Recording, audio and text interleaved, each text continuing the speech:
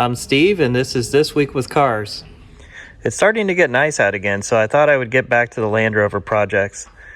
This is the one that I've had all of the problems with, the one that had the leaky sunroof that ruined the electronics. I was driving this truck for a month or so until I decided to program a key fob to it, and that immobilized it. I then bought this one over here, and I haven't had any problems with it. It's been driving all winter without any problems. So my plan is to move the ECUs back and forth and try to figure out why this one won't run. The first thing that I'm going to do is disconnect the negative terminal on both batteries on both cars. Just put that in there so it can't come back and touch that terminal. Now it is safe to remove the ECU and BCU. To get access to the computers, you need to remove the glove box door. And to do that, there's a lever on the side. Just push that up. It's spring loaded into the hole, and then this can drop down and out of the way. Behind the glove box, you can see the BCU on the right there. I'm just going to disconnect all the connectors because I can connect that to a second BCU without removing it. You can see these are the wires that I disconnected from the bottom of the BCU. And then under the kick panel is the ECU over here. I can also leave that in place and just disconnect the connectors and connect it to a second ECU. Okay, as you can see, I now have all the connectors disconnected. Now I just need to get the BCU and ECU out of the other truck and connect it to this one. Alright, here's the ECU and BCU that I took out of the not running truck, and I'm going to plug it into this truck. Hopefully this truck will start, and if I need to do any programming or changing, I'm going to do it on this truck because I think some of the other components of the other truck, such as the security system for the door locks, is not working correctly. But since everything in this truck works, hopefully I can program these, have them unlocked, and then move them over to the other truck. Okay, you can see I have the other ECU and BCU connected now. So I'm just going to connect the power on the battery and let's see what happens. You can see this is the car with the brown interior. Let's see what happens. Nothing. Same as it was doing in the other car. You can see the immobilizer light is on, but hopefully I can turn off the immobilizer now using this truck. The first thing I'm going to try is entering the EKA code into the driver's door. This is something that I could not accomplish on the other truck because there was other wiring issues or a problem with one of the ECUs that controls the door locks that I could not do this. So I have my nanocom hooked up. Let's find out what the EKA code is for this truck. It looks like it's 5, 12, 1, and 11. That's going to take some time to enter in, but I'll show you how to do it. When reading the EKA code, the nanocom puts the BCU into a programming mode. When I exited out of that, I noticed that the immobilizer light was no longer flashing. So let's just try to start it now without even doing anything.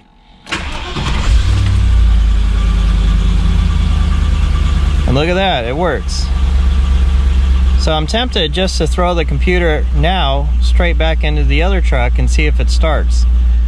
Okay, you can see this is the car with the gray interior. Since this ECU and BCU worked in the other truck, I'm going to do the exact same thing that I did on that other one. First we'll turn it on. You can see the immobilizer is on, just like it was before. Try to start it. Nothing, just like it did in the other one. So I'll turn it back off. Turn the ignition. And now let's go to the nanocom. So this is a Discovery 2 with the Motronic BCU.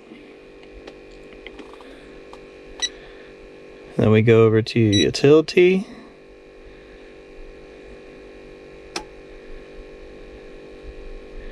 Over to the second page, the EKA code, let's read that again. 5, 12, 1, 11, just like it said on the other one. Okay, now let's just exit out of that. You can see right now the BCU is into a programming mode. And when I exit out on the nanocom, it will turn things back to normal. Takes just a second. There we go. Looks like the immobilizer light is off. Let's give it a go.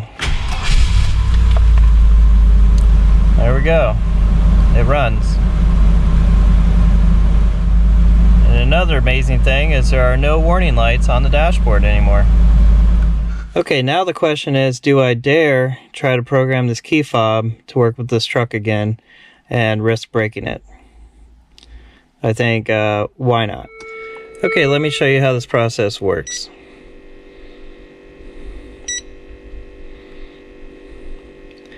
We'll go into the BCU.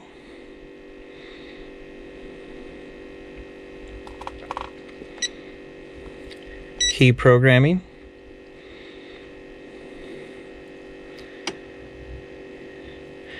Okay.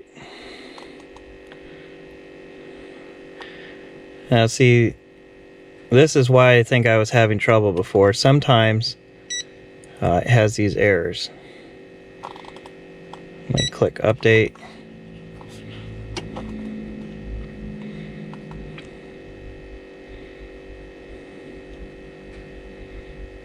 Okay, as you can see, you can have 4 fobs entered into the system. And if you open up your fobs, on each of them, there's a code. And you need to enter that code into here. So this one is 21AE2D. So I'll set that as key code 1. Whoops. So I'll set that as key code 1.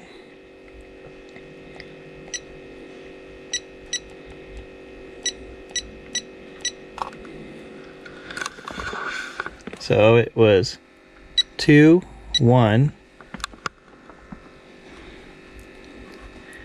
A, E, 2, D. And I hit OK. Now hit set.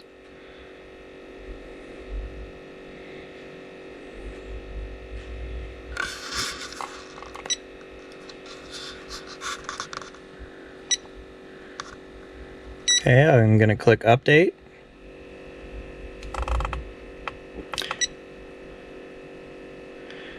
Okay, the next thing I need to do is I need to sync that key. So I'm going to click on sync.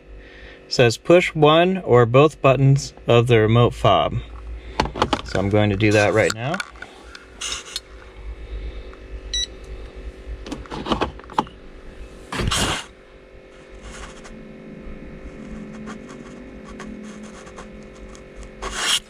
Says key sync successfully completed. Let's try key detect.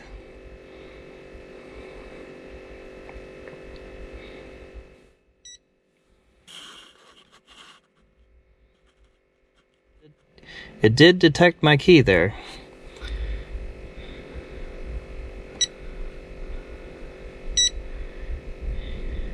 Let's exit out of everything and try the fob. And more importantly, see if the truck will run anymore.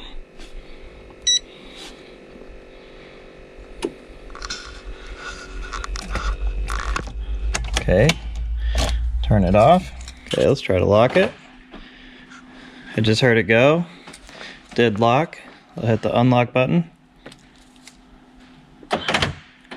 And the key fob is working now. One last important thing is to see if the truck still runs. Because I got this far last time and then the immobilizer system came on.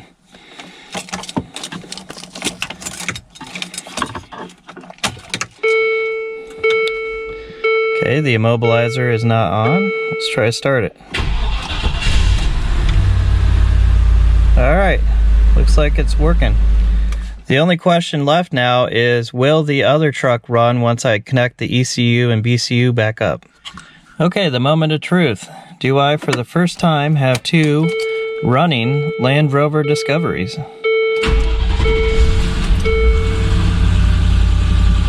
It looks like I do. I'm going to grab the nanocom and reset the error codes on this truck. Hopefully things just got a little screwed up and there's nothing actually wrong.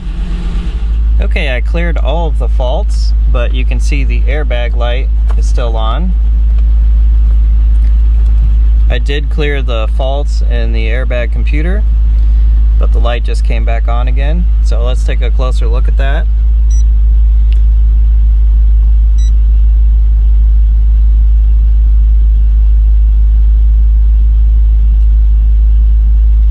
So the fault is code 008. The driver airbag measures open circuit. I'm not sure if I can fix that at this time, so maybe I'll do another video on that. If you want to see me work on more things like this, comment below and click subscribe.